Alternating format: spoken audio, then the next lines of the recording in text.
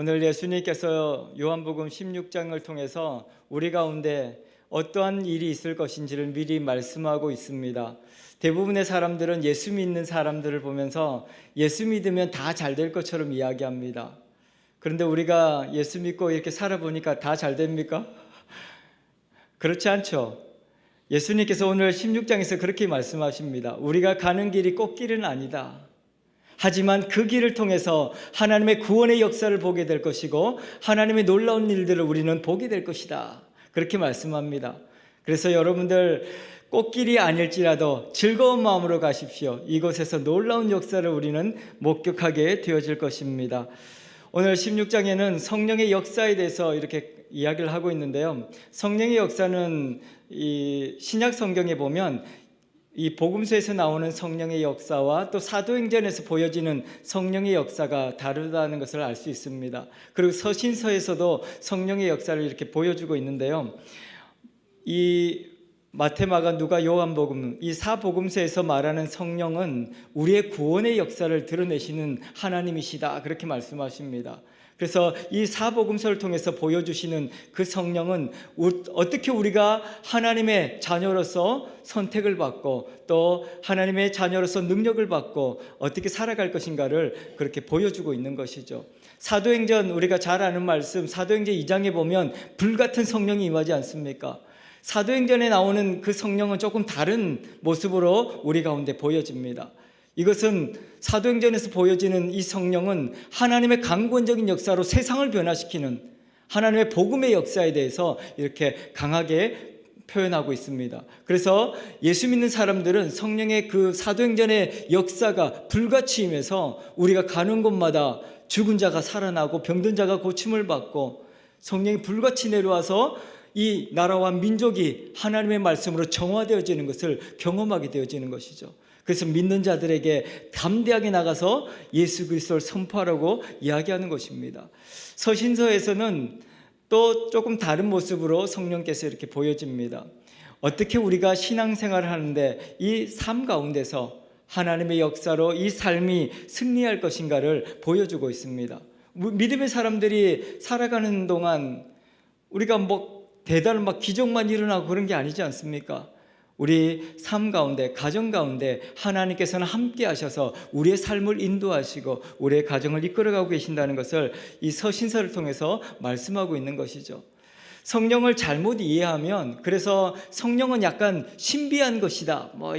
이상한 방언을 하고 이상한 능력을 행하고 그런 것이 성령이다 이렇게 생각하면 잘못된 신앙으로 우리가 갈 수가 있습니다. 그래서 성경에서 말하는 성령은 그런 이상한 신비한 것을 경험하는 그런 부분도 있겠지만 그런 것이 전부가 아닙니다.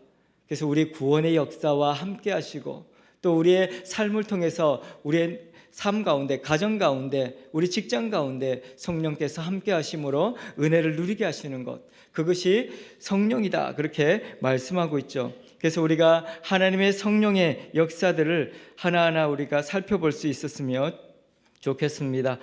16장 1절에서 보면 이렇게 이야기하죠. 내가 이것을 너에게 이름은 우리가 33절에 똑같이 이것을 너에게 이름은 그렇게 말하지 않습니까? 예수님께서 우리가 가는 길이 예수 믿고 이렇게 살아가는 길이 결코 평탄하지 않는 것을 이야기하고 있습니다. 근데 그것을 미리 이야기해 주는 것이죠. 여러분들 꽃길이라고 생각했다면 이 말씀을 보면서 우리 인생이 꽃길은 아니다. 하지만 하나님께서 그 길을 가게 하신다. 그렇게 말씀하십니다. 예수 믿고 때로는 내가 괜히 교회를 가서 괜히 예수님을 믿는다고 해서 그렇게 후회한다고 말하는 사람들이 가끔 있거든요.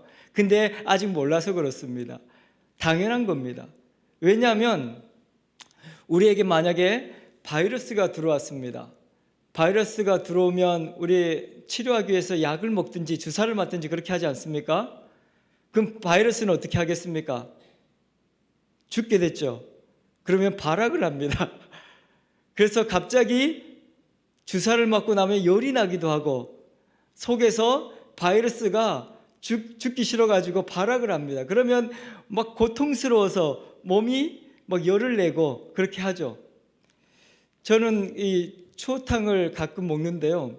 저는 추어탕을 그렇게 끓이는지 잘 몰랐습니다. 근데 저는 지난번에 추어탕 집에 갔더니 이 미꾸라지를 솥에다 놓고 소금을 한 주먹을 넣더라고요. 그러니까 이 미꾸라지는 어떻게 되겠습니까? 아주 난리가 났습니다. 그 안에서 파닥파닥 뛰면서 왜 그래요? 소금이 들어오면 죽거든요.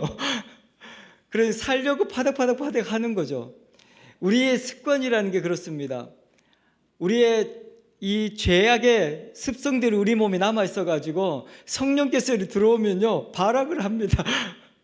그래서 예배할 때도요 막 예배하기 싫어서 내 몸에서 막 이렇게 발악을 할 때가 있습니다. 근데 당연한 겁니다. 왜냐하면 우리가 우리 속에는 죄의 본성이 있어가지고 죄에 너무 익숙합니다. 하나님의 말씀을 지키고 하나님의 말씀에 순종하는 것보다 죄에 너무나도 익숙해져 있기 때문에 하나님의 말씀이 들어오면 거부반응이 생기는 게 당연한 겁니다. 그래서 예수님께서 그렇게 말씀하시는 것이죠. 우리 안에 예수 믿는다고 말을 하면, 우리가 예수 그리스도를 따라간다고 이야기하면 우리 속에서도 그런 발악을 하겠지만 주변에 있는 사람들도 우리를 가만히 두지 않을 것이다, 그렇게 이야기합니다.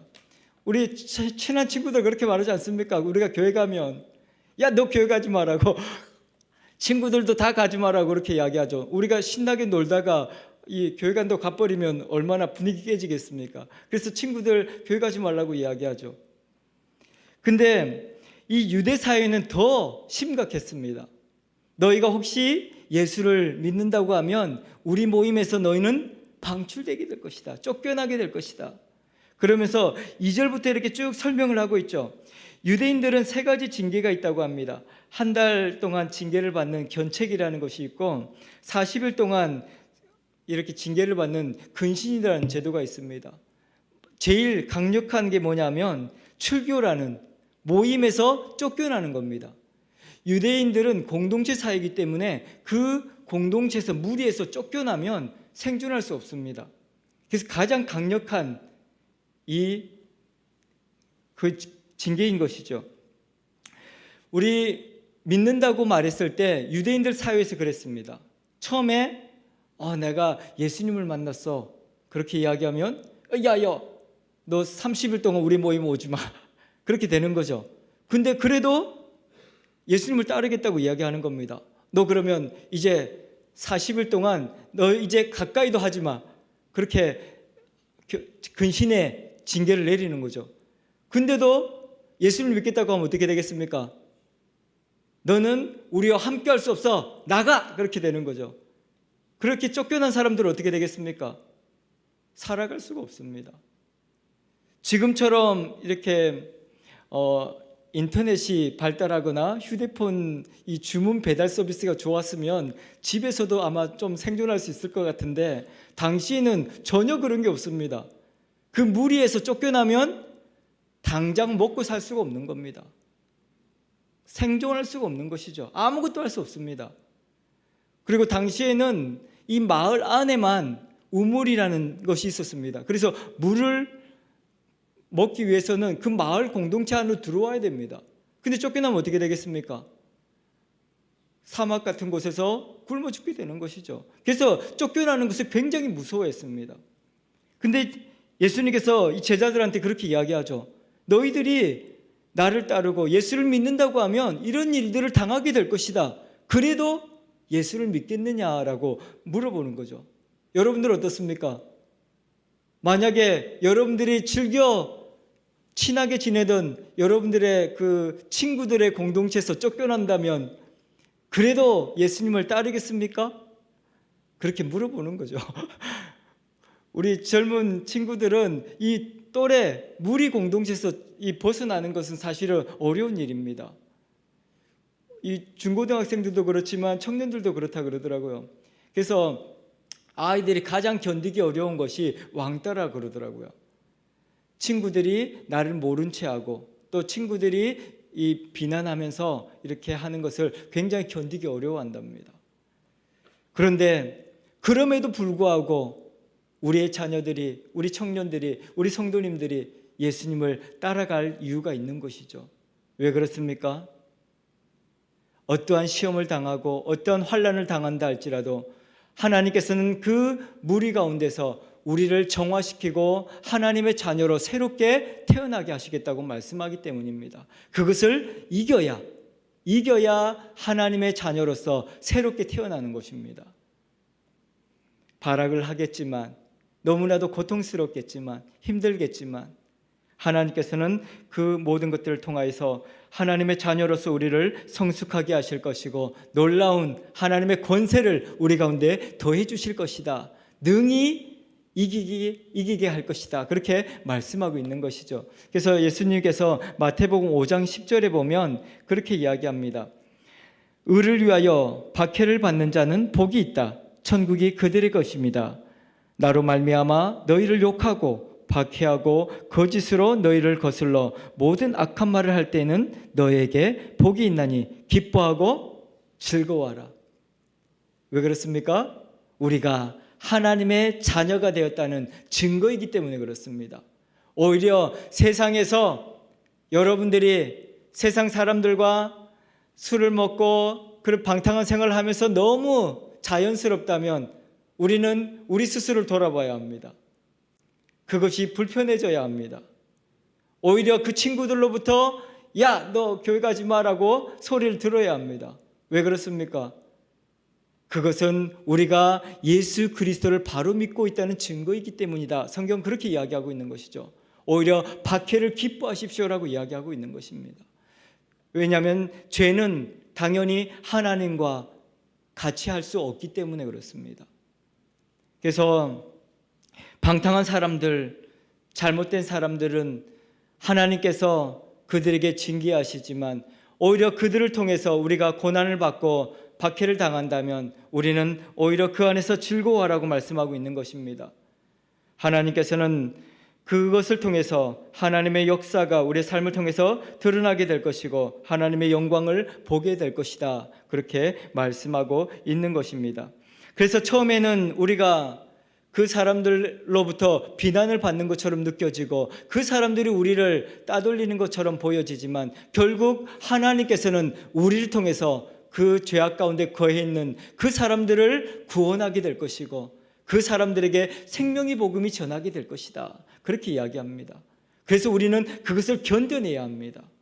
그 죄에서 우리는 벗어나기 위해서 때로는 충돌이 일어나고 때로는 핍박을 당하고 비난을 받을 때 우리는 기뻐하며 하나님의 영광을 오히려 드러내야 된다. 그렇게 말씀하고 있습니다. 그래서 하나님께서는 어떤 그 핍박과 환난 가운데서도 우리를 붙들고 있기에 우리는 결코 실패하지 않는다라고 말씀하고 있는 것입니다. 그래서 사도 바울은 굉장히 확신에 찬 목소리로 그렇게 로마서 8장에 보면 이야기하고 있습니다. 로마서 8장 38절 39절에 보면 내가 확신하노니 사망이나 생명이나 천사들이나 권세자들이나 현재일이나 장래일이나 능력이나 높음이나 깊음이나 모든 어쩜 피조물이라도 우리를 우리 주 그리스도 예수 안에서 끊을 수가 없다. 그렇게 단언하고 있습니다. 어떤 것들로도 그리스도와 우리를 끊을 수 없다라고 이야기하고 있는 것입니다. 그래서 세상에서 우리가 환난을 당하지만 오히려 기뻐하고 그것으로 인하여서 오히려 예수 그리스도가 세상에 흘러가게 되고 우리를 비난하던 그 사람들이 예수 그리스도 앞에 굴복하는 역사가 일어나게 될 것이다. 그렇게 말씀하고 있는 것입니다. 그래서 오늘 저와 여러분들이 이 일들을 감당하기 위해서 하나님께서는 우리 가운데 성령을 선물로 주신다라고 말씀하십니다. 오늘 저와 여러분들이 감당할 수 없다고 느껴질 때 하나님께서는 우리를 붙들고 계시고 성령을 통해서 그것을 능히 감당하도록 하나님 역사하신다. 그렇게 말씀하고 있습니다. 그래서 우리는 성령을 보혜사라고 부릅니다. 보혜사란 말 들어보셨습니까? 제가 중고등학교 때 교회에서 배울 때는 보호하시고 은혜 주시는 성령님이다 그렇게 배웠습니다. 이 보혜사라는 말은 곁에 부른다 그런 말입니다. 곁이라는 말과 부른다라는 말이 합쳐진 말입니다. 그러니까 그래서 합쳐져서 합치면 뭐가 됩니까? 곁으로 부른다. 그렇게 우리가 원래 뜻은 그렇습니다.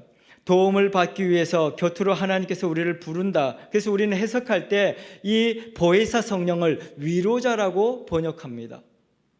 우리가 이 세상으로부터, 친구로부터 비난을 당하고 핍박을 당할 때 우리 가운데 오셔서 우리의 마음을 만지시고 우리가 참 평강을 누리도록 역사하시는 분이 보혜사 성령님이다라고 말씀하고 있는 것이죠. 그리고 또 다른 말로는 대언자다, 그리고 변호사다라는 말도 이렇게 사용합니다.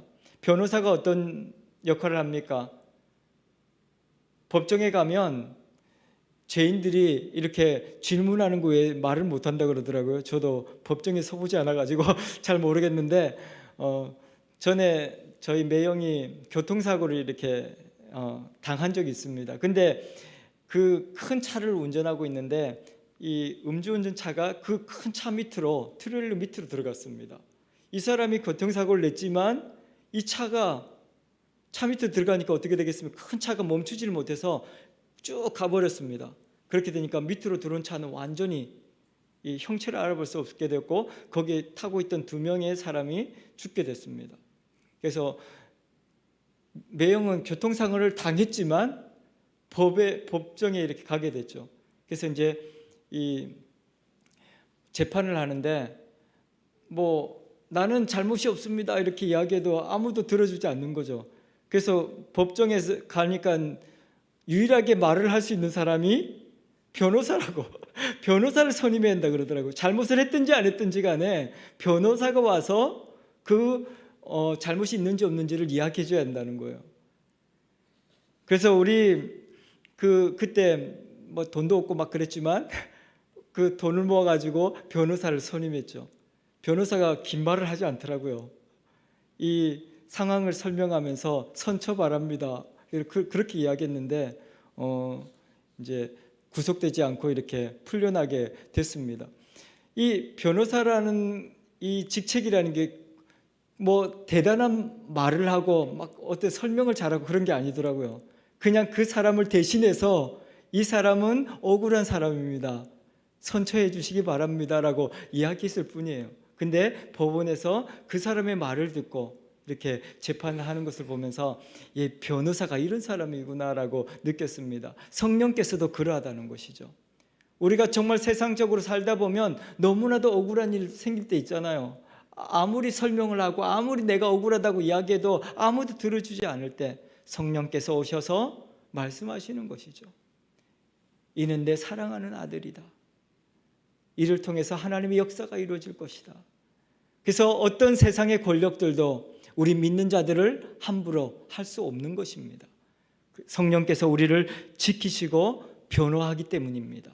그래서 억울한 일 당했다고 세상 사람들 앞에서 울고 그렇게 하지 마십시오. 하나님, 정말 이렇게 하나님의 말씀에 순종하고 살고 싶었는데 하나님께서 나를 변호해 주십시오. 하나님께서 함께 하시면 모든 상황에서 우리를 건져 주실 것이다. 그렇게 말씀하고 있습니다. 그리고 중보자라는 의미로 이 보혜사가 사용되기도 하고 상담자라는 의미로 사용되기도 합니다. 그래서 이 여러 가지 모든 뜻을 살펴보았을 때 성령님은 어떤 분이세요? 우리의 마음을 가장 잘 알아주고 우리를 가장 잘 이해하시고 하나님께서 우리에게 주시는 그 음성을 가장 정확히 들려주셔서 하나님의 뜻을 이루어갈 수 있도록 하시는 분이 성령님이다라고 말씀하고 있는 것입니다. 그래서 이 성령, 우리가 성령을 받았다 해서 뭐 이렇게 칼춤을 추는 게 아닙니다. 하나님께서 우리 가운데 임하시면 세상 사람들이 아무도 우리를 함부로 할 수 없고 또 그 성령께서 우리와 함께 하시면 어떠한 상황 가운데서도 하나님의 역사가 드러난다는 것입니다. 그리고 내 마음을 가장 잘 이해하시고 나를 위로하시는 분이 성령님이시다. 그렇게 말씀하고 있는 것입니다. 그래서 오늘 저와 여러분들이 이 성령의 은혜를 힘입어서 세상의 어떤 것들도 감당할 수 있게 될 것이고 어떤 상황 가운데서도 하나님의 역사가 세상 가운데 드러나게 될 것이다. 그렇게 말씀하면서 예수님께서 제자들에게 그렇게 말씀하십니다. 내가 너희들이 나를 의지하지만 이제는 사람인 나를 의지하지 말고 성령을 의지하고 하나님의 이름을 부르며 나가라고 이야기하죠. 그래서 오늘 저와 여러분들이 살다 보면 사람을 의지하게 되더라고요. 사람은 왜냐하면 하나님이 잘 안 보이니까 사람을 먼저 의지하게 되고 그 사람을 이렇게 믿고 그 사람을 따라가게 됩니다. 그렇게 하다 보니까 나중에 어떻게 됩니까? 그럴 줄은 몰랐다 그렇게 되죠. 사람은 사실 어느 누구도 믿을 수 있는 대상이 되지 못합니다. 아무리 좋은 사람도 그렇더라고요. 부모도 믿을 수 있는 대상은 되지 못합니다. 우리 자식들이 엄마는 믿었는데 이렇게 하지만 엄마도 사람인 줄 너를 어떻게 할 수가 없단다 그렇게 되죠. 그래서 우리가 사람을 의지하지 말고 하나님을 의지하고 예수 그리스도 그분을 의지하고 나갈 때 하나님께서 우리 가운데 승리를 주실 것이고 하나님의 놀라운 일들을 보게 하실 것이다 그렇게 말씀하고 있는 것입니다. 그래서 예수님께서 말씀하시는 것이죠. 사람을 지금 육체를 의지하지 말고 살아계신 하나님 그분을 바라보며 성령을 의지해서 나가면 하나님께서 우리의 삶을 통해서 이제 우리가 경험하는 모든 것들을 통해서 하나님의 역사가 드러나게 될 것이다 그렇게 말씀합니다. 그러면서 예수님께서 그렇게 말씀하시죠. 죄에 대해서, 의에 대해서, 심판에 대해서 이 세상의 모든 상황들을 이렇게 보고 그것을 통해서 하나님의 역사가 일어나게 될 것이다, 깨닫게 할 것이다 그렇게 이야기합니다. 우리가 세상을 살면서 어느 것이 진리인지 어느 것이 정의인지를 구분하기가 참 어렵습니다. 요즘에도 밖에 나가서 이렇게 외치는 사람들을 보면 이 사람의 말이 맞는 것 같기도 하고 저 사람의 말이 맞는 것 같기도 하고 그래서 막 각자 이야기하는 것이 이 사람들은 어디로 갈지를 모릅니다. 이쪽으로 갔다가 하루는 또 이쪽으로 갔다가 이렇게 왔다 갔다 하죠. 그러면서 전에 우리가 이렇게 뭐 지지하는 정당들이 있고 막 그렇게 했지 않습니까? 요즘에는 이제 지지하는 정당도 질린다 그러면서 이쪽 당으로 갔다가 이쪽 당으로 갔다가 그렇게 막 하시는 분들이 있다고 합니다. 근데 정말 사람들이 말하는 것을 보면 그것이 맞는 것 같기도 하고 또 이쪽이 맞는 것 같기도 하고 그렇습니다. 근데 하나님께서 뭐라고 말씀하시냐면 사람의 말을 듣지 말고 하나님의 말씀을 보고 그 말씀에 의해서 살아가야 한다라고 이야기합니다. 왜냐하면 세상은 변하기 때문입니다. 오늘 아침에 이렇게 했던 그 말이 내일 아침이면 또 다르게 되어지지 않습니까? 모든 사람들이 다 그렇습니다. 자기의 상황에 맞게 자기의 편리한 대로 그렇게 바뀌는 것이 사람의 모습입니다. 그래서 하나님께서는 그렇게 말씀하시는 것이죠. 죄라는 것이 무엇이냐?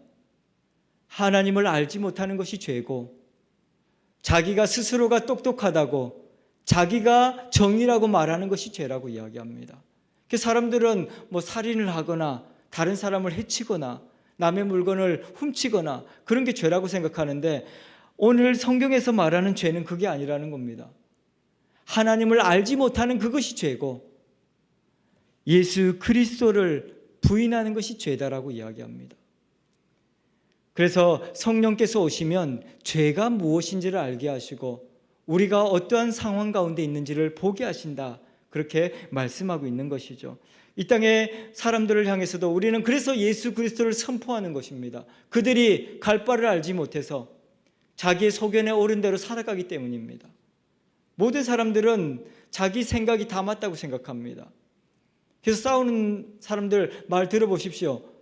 다 자기가 맞습니다. 다른 사람은 다 틀렸습니다.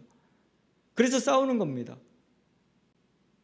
우리가 들으면 황당하기도 하지만 그분들은 목숨 걸고 싸웁니다. 그것이 맞다고. 근데 하나님께서 그렇지 않다라고 이야기해요. 그렇게 하는 것이 죄라고 이야기합니다. 내 생각이 맞다라고 싸우고 내 생각이 맞다고 형제를 미워하고 저주하는 것, 그것이 죄라고 이야기하는 것이죠. 그래서 오늘 저와 여러분들에게 성령께서 함께 하시면 죄가 무엇인지 알게 하시고 하나님의 의로 우리를 인도하신다. 하나님의 뜻이 무엇인지를 보게 하신다. 그렇게 말씀하고 있는 것입니다. 그래서 의에 대하여 하나님의 뜻이 무엇인지를 분별하게 하시고 하나님의 그 음성을 듣게 하신다. 그렇게 말씀하시는 것입니다. 오늘도 저와 여러분들이 이 땅을 살아가면서 하나님의 음성 듣기를 축원합니다. 우리는 하나님의 음성을 듣고 살아가야 합니다. 사람들의 말을 들으면 실패할 수밖에 없고 삶 가운데서 늘 우리가 어려움에 처할 수밖에 없습니다. 그래서 하나님께서는 말씀하시는 것이죠. 예수 그리스도를 통해서 우리가 하나님의 의가 무엇인지를 알게 될 것이다. 그렇게 말씀합니다. 사도 바울은 로마서 1장 17절에 그렇게 이야기합니다. 복음에는 하나님의 의가 나타나서 믿음으로 믿음에 이르게 하나니 기록된 바 오직 의인은 믿음으로 말미암아 살리라. 하나님께서 우리 가운데 말씀하십니다. 의는 예수 그리스도십니다. 예수 그리스도를 아는 것이 하나님의 의를 이루는 것입니다. 예수 그리스도를 만나야 구원이 이루어지는 것이고 예수 그리스도를 통해서 이 땅에 평화가 임하는 것이고 모든 아픔과 상처가 치유되어지는 것입니다. 그래서 모든 문제 가운데 그렇게 예수 그리스도를 선포하라고 말씀하고 있는 것입니다. 제가 우리 교육자들과 어제 CCC 본부를 방문했는데 김준곤 목사님이라는 분이 계십니다. 한국의 CCC를 이렇게 처음으로 시작하신 분이신데요. 그분이 평생 했던 그 외침이 있었습니다. 그게 무엇인 줄 아십니까? 백문일답이라는 말이었습니다. 백문일답. 100가지 질문. 100가지 질문에 한 개의 답이 있다. 그 답이 뭐겠습니까? 예수 그리스도입니다. 그래서 그분은 모일 때마다 질문을 던집니다. 당신을 구원하시는 분이 누구십니까? 그러면 거기에 모인 모든 청년들이 예수 그리스도를 외치는 겁니다. 근데 그 말이 아무것도 아닌 것 같죠? 그들이 예수 그리스도를 외칠 때 그곳에서 정말 현장에서 기적이 일어납니다.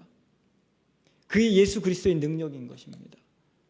우리가 복음을 전할 때 사람들을 설득하려고 노력하지 않아도 됩니다. 예수 그리스도를 외치십시오. 그곳에 기적이 일어납니다. 정말 하나님의 역사가 일어나는 것입니다. 우리 교회 안에도 마찬가지입니다. 어떠한 인생의 질문에도 예수 그리스도가 답입니다. 우리 가정에 행복을 주시는 분이 누구십니까? 예수 그리스도십니다. 가정에 어려움을 갖고 있으면 예수 그리스도를 외치는 것입니다. 그리고 살다 보니 참 많은 문제들이 있지 않습니까? 그 현장 가운데서 예수 그리스도를 외치는 것입니다. 모든 문제를 해결하시는 분이 누구십니까? 예수 그리스도. 그렇게 외치는 거죠. 그곳에 놀라운 기적이 일어납니다. 그것을 외칠 수 있도록 하시는 분이 누구십니까? 성령님이십니다. 성령님. 그래서 성령께서 오시면 그 하나님의 의를 알게 하시고 깨닫게 하시고 우리 입술로 선포하게 하시고 담대함을 주시는 것입니다. 처음에 예수 그리스도를 말하는 게 부끄럽다고 합니다. 사람들은. 그래서 처음에 전도할 때 이렇게 예수 그리스도 이름으로 기도합니다. 따라하라고 하면 되게 부끄러워합니다. 잘 못합니다. 근데 담대하게 예수 그리스도를 고백하게 하는 것이 하나님의 역사입니다. 그렇게 고백하면 정말 하나님의 구원의 역사가 그 삶 가운데 드러나게 되는 것을 볼 수 있습니다. 성령께서 하시는 것이죠. 그래서 오늘 저와 여러분들이 하나님의 역사를 경험하고 복음을 통해서 그 하나님의 역사를 온전히 세상 가운데 증거하는 저와 여러분들이 되기를 소망합니다. 마지막 그 심판을 통해서 하나님께서 하나님의 하시는 일들이 무엇인지를 보게 하시는 것입니다. 그래서 오늘 저와 여러분들이 이 은혜로 말미암아 담대하게 나가라고 말씀하고 있는 것입니다. 우리 읽었던 성경 본문 33절을 우리 다 같이 한번 다시 읽어볼까요? 이것을 너에게 이르는 것은 너희로 내 안에서 평안을 누리게 하려 함이라. 세상에서는 너희가 환난을 당하나 담대하라. 내가 세상을 이기었노라. 아멘. 저와 여러분들이 이제는 예수 그리스도 이름으로 세상을 이기는 승리자라고 선포하고 있는 것입니다. 오늘 저와 여러분들이 어떤 문제에 있든지 어떤 상황 가운데 있든지 예수 그리스도를 통해서 이미 승리하신 그 승리를 이제는 세상 가운데 선포하는 저와 여러분들이 되기를 축원합니다. 기도하겠습니다.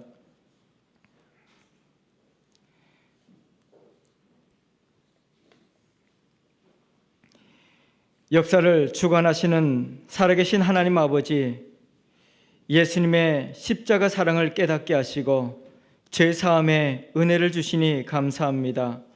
세상에서 우리가 환난과 핍박을 당하나 담대하라 하신 주님, 어떠한 상황에서도 하나님을 바라보며 하나님의 음성을 듣고 따라가는 저희들 되게 하여 주옵소서. 세상에 우리를 덮쳐오는 그런 파도 같은 아픔 속에서, 두려움 속에서 담대하게 하시고 하나님의 승리를 선포하는 저희들이 되게 하여 주옵소서. 오늘 주님께서 선포하신 승리의 소식을 통해 세상을 이기는 저희들의 믿음과 저희들의 삶이 되게 하여 주옵소서. 기도하는 가운데 하나님의 음성을 듣게 하시고 기적을 경험하는 시간이 되게 하여 주옵소서. 오늘 이 밤에 하나님 역사하여 주옵소서. 예수 그리스도 이름으로 기도하옵나이다. 아멘.